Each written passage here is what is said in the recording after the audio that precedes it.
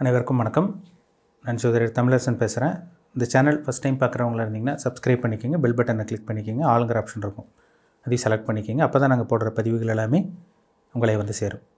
இன்றைக்கி நம்ம இந்த வீடியோவில் பார்க்க போகிற தலைப்பு, நம்ம எதை பற்றி பார்க்க போகிறோன்னா, மேஷராசி மற்றும் வந்து பார்த்திங்கன்னா ரிஷபராசி, கார்த்திகை நட்சத்திரம். ஏன்னா கார்த்திகைங்கிறது வந்து பார்த்திங்கன்னா மேஷராசிக்கு வரும், ரிஷபராசிக்கு வரும். கார்த்திகை நட்சத்திரக்காரங்களுக்கு ஒரு முக்கியமான தசை, ஒரு முக்கியமான வாழ்க்கையை திருப்பி போடக்கூடிய தசாபுத்தி ஒன்று இருக்குங்க. ராகு தசைன்னு ஒன்று வரும். ஏன்னா நீங்கள் பிறக்கும் போது வந்து பார்த்திங்கன்னா சூரிய தசையில் பிறந்திருப்பீங்க. ரெண்டாவதாக சந்திர தசை ஒரு 10 வருஷம் நடந்திருக்கும். மூணாவதாக உங்களுக்கு செவ்வாய் தசை 7 வருஷம்.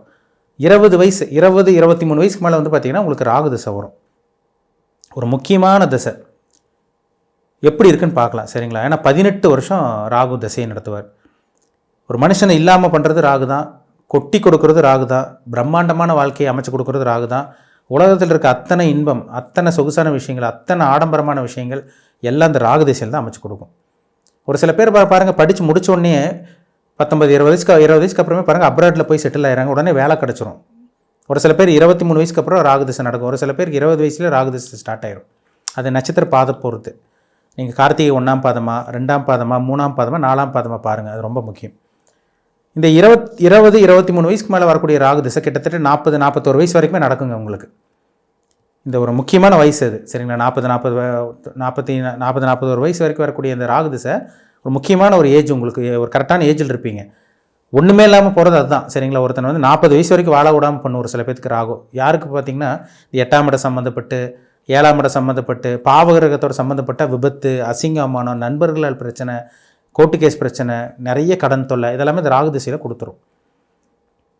லக்னத்துக்கு 3, 6, 10, 11 இந்த இடத்துக்கு ராகு வந்து இருந்ததுன்னா அந்த இடம் வந்து மேஷம், ரிஷபம், கடகம், கன்னி, மகரம், இந்த 5 இடமா இருந்து, சரிங்களா?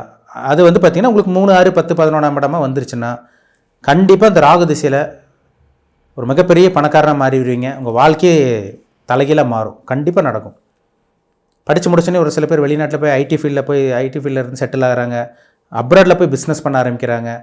பிறந்த நாடு ஒன்றா இருக்கும், போய் வெளியூர் ஒருத்தர் போய் தங்குறாங்க. பார்த்தீங்களா, அந்த ராகு திசை தாங்க மேக்ஸிமம். பாருங்கள், கார்த்திகை நட்சத்திரக்காரங்க நீங்கள் ஒரு ஊரில் பிறந்திருப்பீங்க, 20 வயசுக்கு மேலே வந்து பார்த்தீங்கன்னா ஒன்று அப்ராடில் இருப்பீங்க, இல்லை பிறந்த ஊர் விட்டு வெளியூர் அல்லது வெளி மாநிலம் அங்கே போய் பிழைக்கிற மாதிரி இருப்பீங்க. கார்த்திகை நட்சத்திரக்காரங்க மேக்ஸிமம் 100% கிடையாது, ஒரு சில பேர்த்துக்கு அந்த பரதேசவாசம் சொல்லுவாங்க, 8, 12ஆம் இடமெல்லாம் எப்படி இருக்கோ அதுக்கு தகுந்த மாதிரி பலன்கள் மாறுபடும். ஆனால் இந்த ராகு திசைங்க யோகத்தை செய்யும் கண்டிப்பாக கார்த்திகை நட்சத்திரக்காரங்களுக்கு. ராகு நல்லா இருந்தால் மட்டும், சரிங்களா?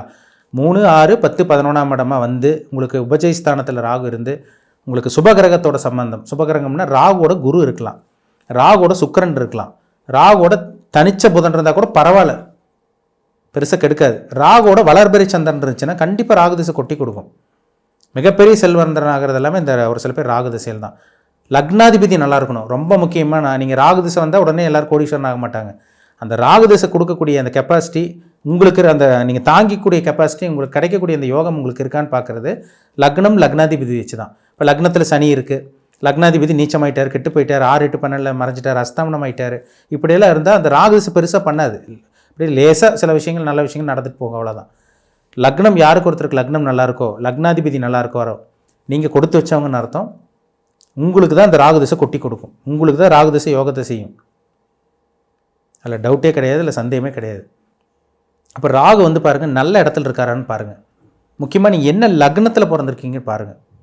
எல்லாத்துக்கும் ராகு திசை வந்து பார்த்திங்கன்னா யோகத்தை செய்யற கிடையாது, எல்லாத்துக்கும் ராகு திசை வரவும் செய்யாது. ஆனால் கண்டிப்பாக இந்த கார்த்திகை நட்சத்திரக்காரங்களுக்கு உங்களுக்கு வந்து 4ஆவதாக வரக்கூடிய திசையே ராகு திசை தான். சூரியன், சந்திரன், செவ்வாய், ராகு 4ஆவதாக வரும். 18 வருஷம் திசை நடத்தும். ஏன்னா திருப்திக்கு உண்டான திருப்தி இல்லாத கிரகமே ராகு தாங்க. ராகுனால திருப்திப்படுத்த முடியாது. அந்த இடம் ஒரு இடத்துல ராகு இருந்துச்சுன்னா அந்த இடத்த தூண்ட வச்சுட்டே இருப்பார் ராகு, ஆசை தூண்ட வச்சுட்டே இருப்பார்.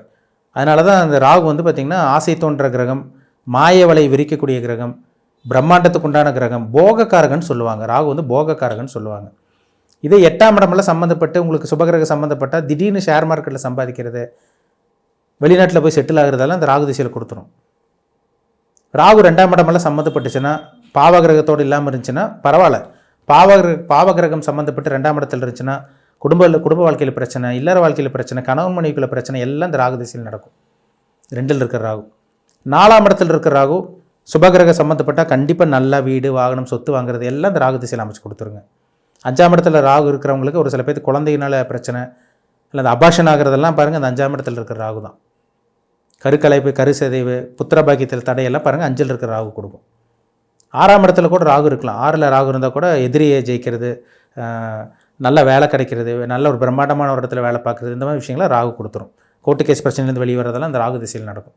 7ஆம் இடத்துல இருக்கிற ராகு வந்து மேக்ஸிமம் வந்து பார்த்திங்கன்னா அந்நிய திருமணம், உங்கள் இனத்திற்கு அப்பாற்பட்ட கணவனோ அல்லது மனைவியோ உங்களுக்கு அமையிற மாதிரி வருவாங்க. மேக்ஸிமம் லவ் மேரேஜ் ஆகும். 7ல் இருக்கிற ராகு வந்து காதல் திருமணம் நிறைவேற மாதிரி ஏற்படுத்தி கொடுக்கும். 8ல் இருக்கிற ராகு ஒன்றா வெளிநாடு கொண்டு போகும், இல்லைன்னா வந்து பார்த்திங்கன்னா ஒரு சில பேர்த்துக்கு ஆயில் கண்டத்தெல்லாம் கொடுக்கும். ராகு தனிச்சு இருந்து உங்களுக்கு பாவகிரக சம்மந்தப்பட்டு இந்த மாதிரி ஏதோ ஒரு காம்பினேஷன் வந்து ஆயில் கண்டத்தை கொடுக்கும். 10ஆம் இடத்துல இருக்கிற ராகு 9ஆம் இடத்துல இருக்கிற ராகு கூட வெளிநாட்டு பிரயாணம் அந்த மாதிரி கொடுத்துரும். 10ல் இருக்கிற ராகுலாம் பார்த்திங்கன்னா ஒரு சில பேர் தொழிலுக்கு எடுத்துருது. 10ல் ராகு இருக்கிறவங்களுக்கு தொழில் போகிறது, தொழில் நஷ்டமாகிறது. தனிச்சிருந்தால் ராகு கெடுப்பார். சுபகிரக சம்மந்தப்பட்டிருந்தால் ராகு கொட்டி கொடுப்பார். 18 வருஷம் கொட்டி கொடுக்கும். 41 வயசு வரைக்கும் நீங்கள் அருமையாக இருப்பீங்க, அதில் டவுட்டே கிடையாதுங்க. கண்டிப்பாக நடக்கும். 10ல் இருக்கிற ராகு பாருங்கள் சுபகிரக சம்மந்தப்பட்ட ராகு திசை மிகப்பெரிய செல்வந்தரனை மாற்றிடும். 11ஆம் இடத்துல இருக்கிற ராகு ஒரு சில பேத்துக்கெல்லாம் பார்த்திங்கன்னா பிரம்மாண்டமான இடமே 11ஆம் இடம் தான். 11ல் இருக்கிற ராகு தாங்க ஒரு டாப்பான ஒரு விஷயம் சொல்லலாம், ஒரு அருமையான விஷயமா இருக்கும். கொட்டி கொடுக்குற ராகுவாக இருப்பார். நிறைய பணம் வரும், நிறைய செல்வந்தராக இருப்பாங்க, பேங்க் பேலன்ஸ் அதிகரிக்கும். எப்படி பணம் வந்துச்சுன்னே தெரியாது. திடீர்னு ஷேர் மார்க்கெட்டில் சம்பாதிப்பாங்க, திடீர்னு யாரோ பார்ட்னரோடு சேர்ந்து சம்பாதிப்பாங்க, வெளிநாட்டில் சம்பாதிப்பாங்க, ஏற்றுமதி இறக்குமதி இம்போர்ட் அண்ட் எக்ஸ்போர்ட்டில் சம்பாதிக்கிறது. ஒரு சில பேர் லாட்ரியில் ப்ரைஸ் விழுகிறது, கோடிக்கணக்கில் விழுது பார்த்தீங்களா, எல்லாம் அந்த 11ல் இருக்க ராகு தான். அதிர்ஷ்டத்தை வாரி வழங்கும். 12ஆம் இடத்துல இருக்கிற ராகு ஒரு சில பேருக்கு வெளிநாட்டு பிரயாணம், பங்குச்சந்தையில் லாபம், இந்த மாதிரி விஷயங்கள்லாம் நல்ல விஷயங்கள் அதெல்லாம் ராகு பண்ணிட்டு போயிடும். அதாவது அவங்க லக்னத்துக்கு தகுந்த மாதிரிங்க. என்ன லக்னத்தில் பிறந்திருக்கீங்க, என்ன நட்சத்திர பாதத்தில், அதாவது கார்த்திகை எத்தனாம் பாதம், 1ஆம் பாதமா 2ஆம் பாதமா 3ஆம் பாதமா 4ஆம் பாதமா, நீங்கள் என்ன ராசி ஃபஸ்ட்டு மேஷமா ரிஷபமா செக் பண்ணிக்கோங்க.